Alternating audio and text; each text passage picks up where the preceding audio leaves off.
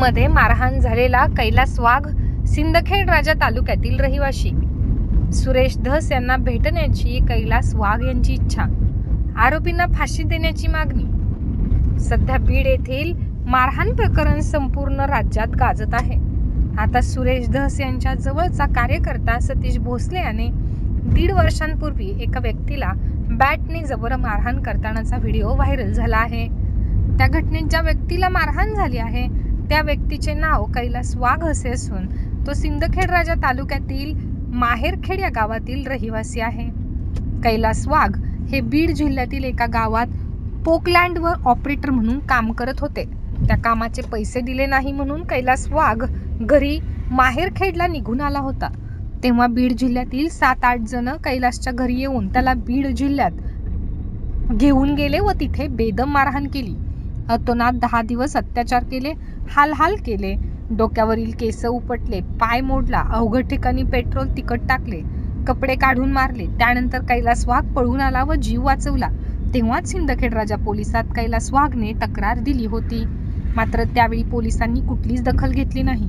आता आमदार सुरेश धस यांना भेटायचे आहे, त्यांना हा सर्व प्रकार सांगायचा असल्याचे कैलास म्हणतो।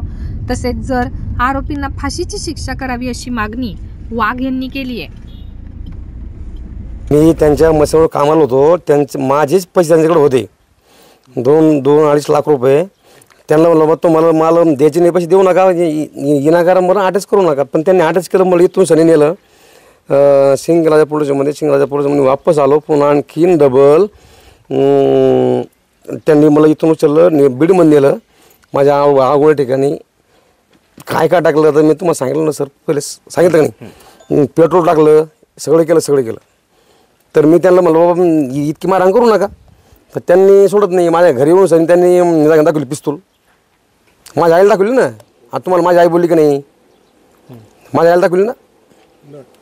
हां, काय मागणी तुमच्या? माझ्याकडे मागणी फक्त त्यांना फाशी शिक्षा व्हायला पाहिजे।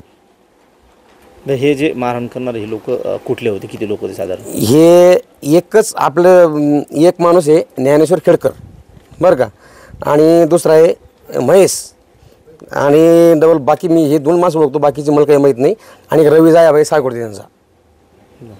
हां, हे सगळ्यांनी मारहाण केली तुम्हाला? हां, टोटल बीडमध्ये नाही, काय अंतर्गत काही आहे ते जिल्ह्यात, बीड जिल्ह्यात। हां, बीड जिल्ह्यामध्ये। तुम्ही तिकडे काम करता? हां, ऑपरेटर मशीनवर। हां, बाबा या संदर्भात तुम्ही पोलिसांना तक्रार दिली होती? त्यांनी माझे तर पैसे दिलेच नाही, पण नेमके माझे हातापाय म्हणून टाकले आणि डबल घरी येऊन धमकी वाढली ती। म्हणजे ते गुंडे आहे का रे? मग ते सुरेश धसचं नाव ते आलं ना, सुरेश धस म्हणून तिथं बातमी कोणती आली की सुरेश धसचे कार्यकर्ते, मग सुरेश धसचे कार्यकर्ते ना ते, त्यांचं नाव माझा संबंध व्हायला पाहिजे। आता त्यांना बोलू आपण सुरेश धसला, आमदार साहेब आमदार आहे ते, भाजपचे आमदार आहे ते, त्यांना बोलू आपण काय डायरेक्ट बोलला इथं त्यांनी नागर साहेब म्हणून होते, त्यांनी नुसतं रिपोर्ट दर्ज केला आणि त्याच्यावर चौकशीच नाही काहीच नाही केलं त्यांनी। एक तर आमच्याकडे आम्ही गरीब माणसं आहे, आम्ही काही करू शकत नाही केस वगैरे। बरोबर, काय नाही बाबा। तुम्हाला पण धमकी दिली का? आमच्या घरात आलते ते, काय म्हणे? काय म्हणे कहून असं आहे फलानं दिसताना बंदूक काढली, आम्हाला त्यानं बंदूक दाखविली। बरं, आमच्या घरात आलते ते। कोण दाखवली बंदूक? ते माणसाने तिथालच्या बीडच्या माणसानं। हो का? हा, बंदूक दाखविली, लगे आपला चुलत भाऊ हे बंदी इथं वाटे ना।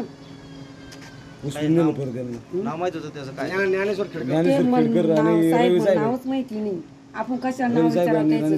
ते कुठलची, आपण कुठलची, माणसाचं नाव विचारेन का बाई लक्षी? ही 2 नावांचं समजा लक्ष। किती लोक होते आलेले? 4-5 जण, 4-5 जण, 6 जण होते जो स्टार्टिंग आली तिथे, आणि नंतर मग यांना उचलून नेलं त्यांनी। हो का? आम्ही धमकी घातली मात्र मला, आम्हाला बंदूक बी दाखवली त्यानं। मग तुम्ही पोलिसांना काही तक्रार दिली? नाही बाबा, आपण तक्रार दिली?